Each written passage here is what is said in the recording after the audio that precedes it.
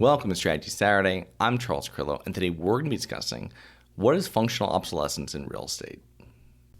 Have you always wanted to invest in real estate but didn't have the time, didn't know where to find the deals, couldn't get the funding, and didn't want tenants calling you? Since 2006, I've been buying income-producing properties in great locations that provide us with consistent passive income while we wait for appreciation in the future and take advantage of tax laws while we're waiting. And unlike your financial advisor, we invest alongside our investors in every property we purchase. Check out investwithharborside.com. If you like the idea of investing in real estate, if you like the idea of passive income, partner with us at investwithharborside.com. That's investwithharborside.com. When investing into real estate, investors should be aware of how functional obsolescence will influence the value of their property now and in the future. So what is functional obsolescence? Well, within the realm of real estate, functional obsolescence is the decrease of functionality or desire due to an outdated design, features, deterioration, or external factors that are typically outside of the control of any one property owner.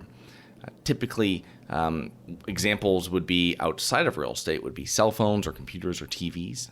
As they age, they have more functional obsolescence and their values rapidly decrease.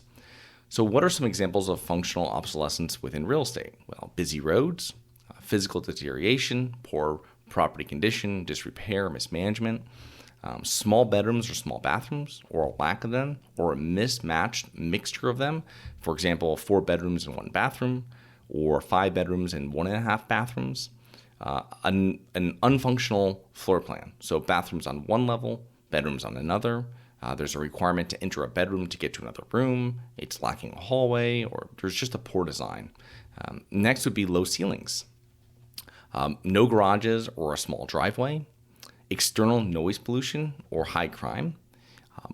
Or the property is just out of place, so it's not in the right neighborhood. A small 2-bedroom ranch in a neighborhood with 5,000 square foot luxury homes. Now, there are 3 main types of functional obsolescence in real estate.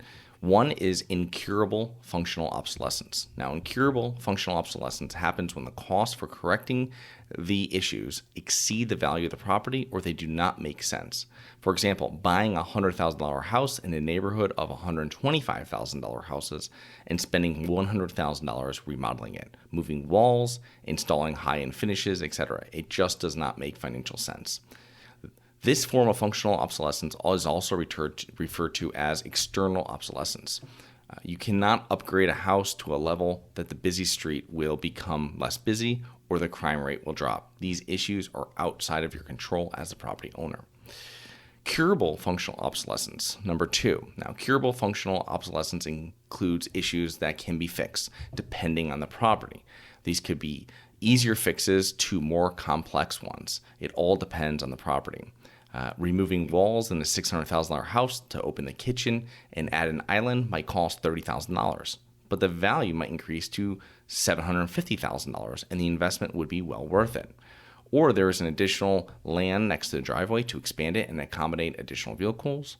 Or there are old windows at the property, but they are easily replaced to increase efficiency, appeal, and value.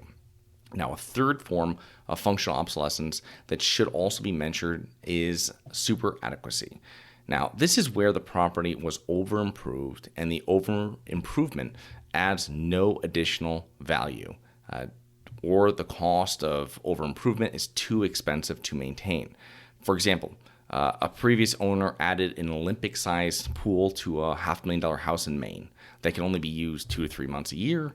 This improvement will scare away more potential buyers than it will attract because of the cost and because it's just not really functional. Now, a previous owner spent $75,000 updating a kitchen with high-end appliances in a neighborhood where homes sell for $150,000. Most people buying a $150,000 house do not have any use for a kitchen of that stature and will not overpay for it and definitely don't want to maintain it. Since we talk here a lot about commercial real estate, mainly 5+ unit apartment complexes, it's important to note 2 other types of functional obsolescence that are mainly discussed within the realm of commercial real estate.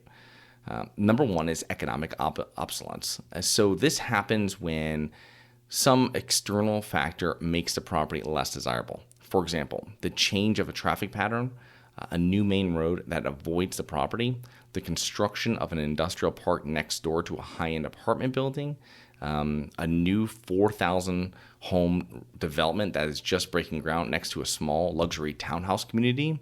Residents will be now subjected to construction for years, along with increase in traffic. So it's going to decrease the value because most people are not going to want to stay at that property if they're renting, and most people are not going to want to move into that property when they see that construction happening.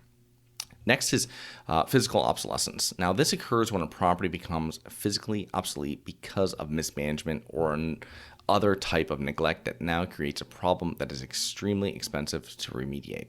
So an older 10-unit apartment complex has had a leaking roof for several years, and now the property is mold infested, and the cost to fix the problem is nearly cost prohibitive. Functional obsolescence is an issue that all real estate investors should be aware of before purchasing a property. Some investors will convince themselves they are getting a deal when they see a property that is much less expensive when compared to the others in the neighborhood, since there is some level of functional obsolescence. In the end, however, this might not be as much of a deal when they go to sell it, since the deal they got when they bought it, they might need to offer to the person who buys it. Now, this happened to me in 2010. I was flipping a house in New England, and I thought it was a great deal, good neighborhood, good price. And the issue was no basement. In New England, nearly every property has a basement. In order to sell it, I had to offer a discount to the buyers, a similar discount to what I received when I purchased it. So I hope you enjoyed. Please remember to rate, review, subscribe, submit comments and potential show topics at globalinvestorspodcast.com. Look forward to 2 more episodes next week. See you then.